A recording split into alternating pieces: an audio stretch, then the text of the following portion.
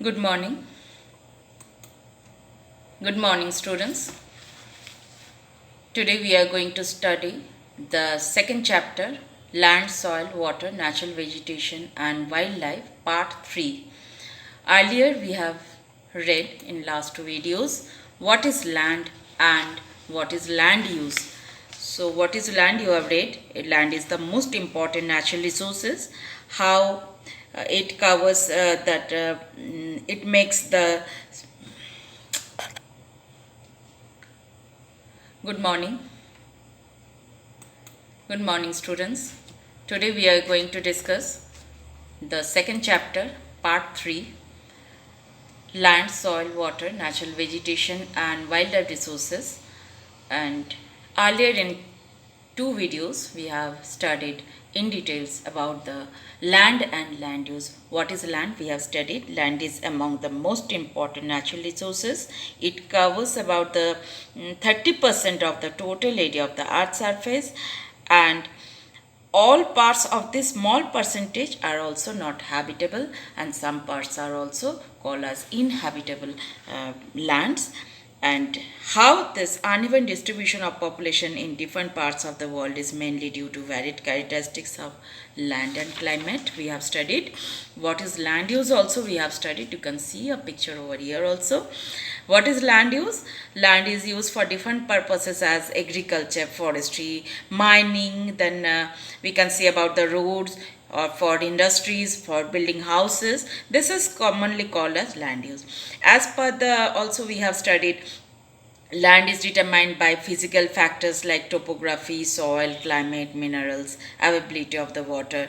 It is divided as common property resources as private land and community land also. So today we are going to discuss about the soil. Soil is the one of the most important part of this heading that you can see. It is written land, soil, water, natural vegetation and wildlife resources. So we have discussed land. Now we are going to discuss about soil. So this picture it shows that prevention, that is prevent degradation, it reduces the erosion, it conserves. So soil is such an important thing in our human life. So let us study step by step. What is soil? So, what is soil? The thin layer of grainy substance covering the surface of the earth is called soil. It is closely linked to land. Landforms determine the type of soil. Soil is made up of organic matters, then minerals and weathered rocks found in the earth. This happens through the process of weathering. Now, if a question comes, what is weathering? And see, let us see what is weathering.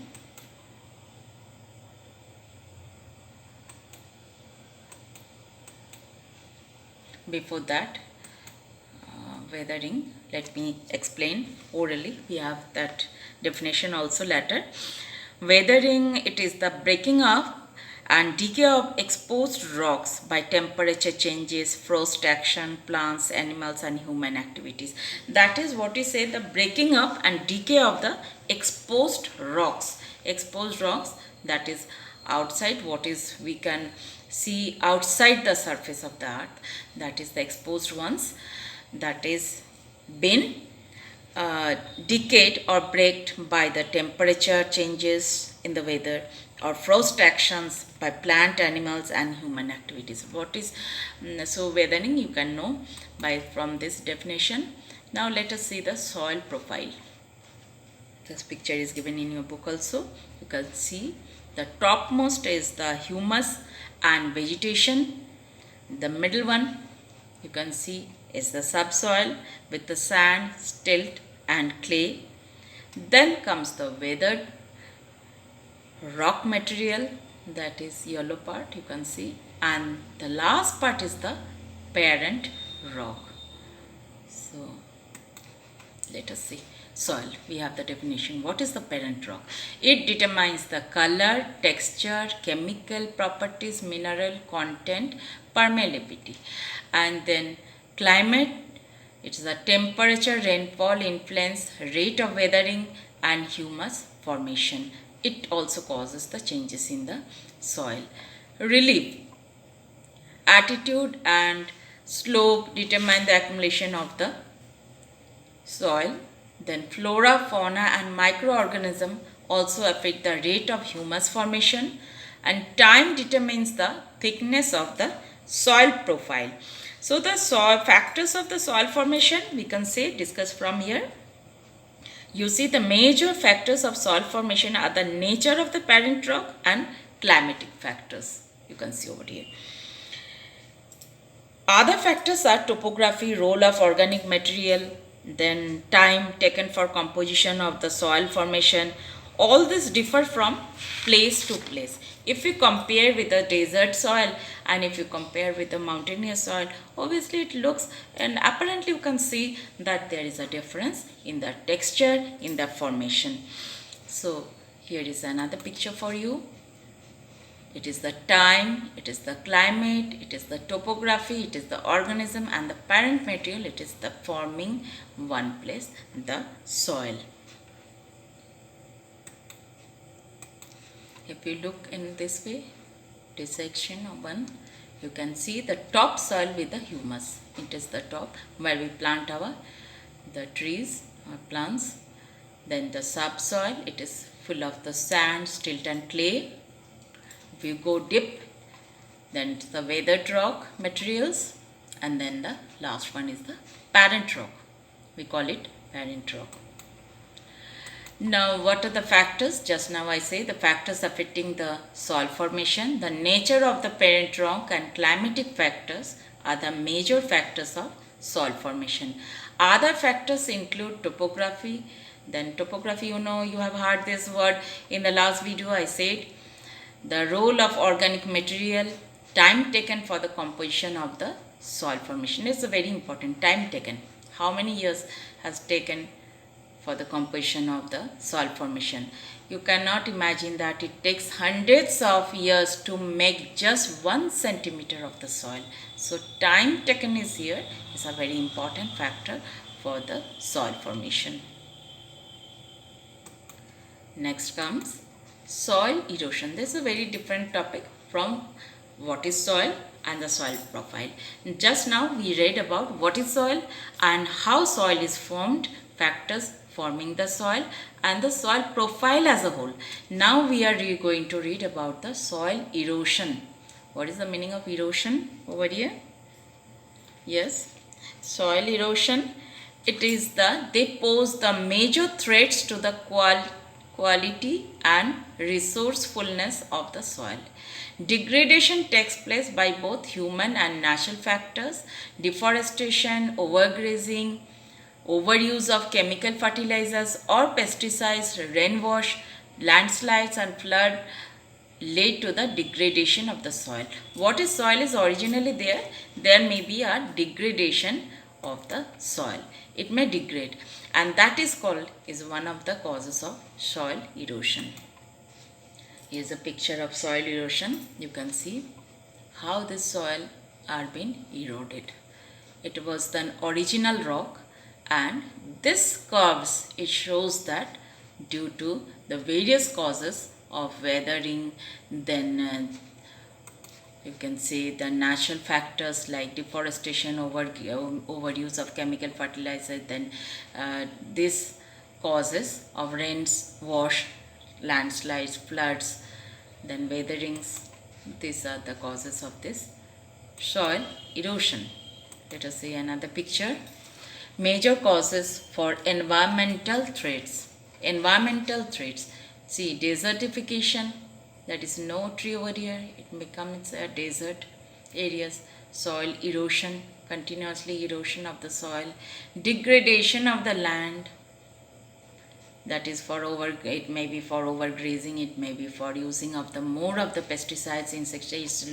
It gradually loses its own originality of the fertility of the land. If continuously we are using the pesticides, then insecticides, the chemicals, it causes a degradation of the land. Then landslides, it also causes a hazard in the environment, that is the environmental threats also we can say. Now weathering, It's a breaking up of the decay of the exposed rocks by temperature changes, frost action, I told just now, plants, animals and human activity. That is called the weathering. We used the word earlier also during the soil erosion. Now there is another picture for you.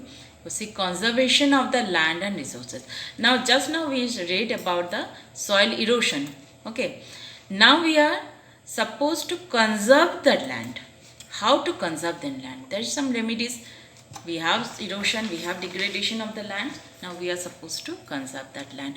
So conservation, soil conservation techniques are there. See, number one technique is over here.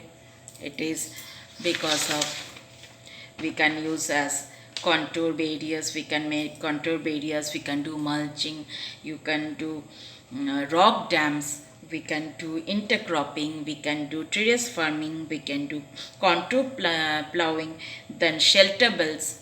So these are the various procedures you can do the soil conservation. Let us read part by part. Number one is mulching. Degradation of the soil and conservation measures. Number one is mulching. Mulching is the process of covering the bare ground between plants with a layer of organic matter like straw. This helps in retaining soil moisture. Let us see the picture of mulching. This is the mulching process. Okay. So beautiful picture over here. Terrace farming, it is another way of conservation method. See, terrace farming is the method of farming in which broad flat steps or terraces are made on the steep slopes so that flat surfaces available to grow crops. This helps in controlling the soil erosion. If you see the picture, that will be more clear for you. Here is the picture. This is the terrace farming. Okay. Steps, broad flat steps or terraces. What you call terrace? Terrace means in the flats you have a big in the flats you can see a veranda like structure, outlet one, that is the terrace we call, are made on the steep slopes so that flat surfaces are available to grow crops. They reduce the surface runoff and soil erosion. This is a beautiful picture. It's mainly seen in the hilly areas, commonly seen in hilly areas. Now intercropping. In intercropping, different crops are grown in alternate rows and are sown at different times to protect the soil from being washed away by rain. You see, different crops are grown in alternate rows. Okay, one row will having one crop, the alternate one will be having a different crop. Let us see the picture. I have a beautiful picture for you. These are the intercropping. You can see these two crops are same. In between they are having a different crops. Okay. Let us move to next slide. Contour plowing. This is also a method. Plowing parallel to the contours of the hill slope to form a natural barrier for the water to flow the slope. These are mainly practiced in Assam, Meghalaya. Let us see the picture. See, this is contour plowing. It prevents the contours of a slope to form a natural barrier for the water to flow down from the slope. This is the picture. Now shelter belts. Rows of trees are planted in certain areas to check wind movement. Just now we talked about the water flowing. Now this is little different, wind movement. Such rows are called the shelter belts. These trees are supposed to bind the soil, thus preventing them from being eroded easily. Let us see the picture. It will be more clear. This is a very different picture. You can see the big trees over here and the farming is given, soil is here for the farming. It is making the barriers for the wind. Next is, here is also a contoured shelter bells.